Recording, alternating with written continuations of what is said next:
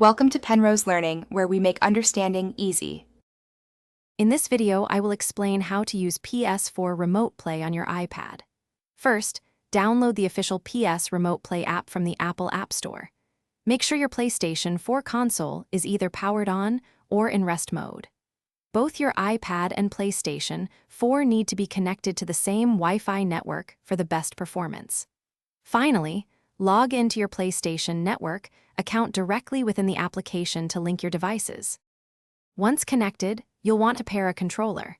You can use a DualShock 4 or a DualSense controller. To pair, hold the Share button and the PlayStation button simultaneously until the light bar begins to flash rapidly. Then, go to your iPad's Bluetooth settings and select the controller. Alternatively, you can always use the intuitive on-screen touch controls for a quick gaming session. For the best experience, optimize your setup. A strong, stable 5 GHz Wi-Fi connection is highly recommended for your iPad. Within the Remote Play app, you can adjust video quality settings to balance performance and visuals. Closing other background applications on your iPad will free up valuable resources. Also, ensure your PlayStation 4 console is connected to the internet via an Ethernet cable. If you encounter any issues, try these troubleshooting steps. First, restart both your iPad and your PlayStation 4 console.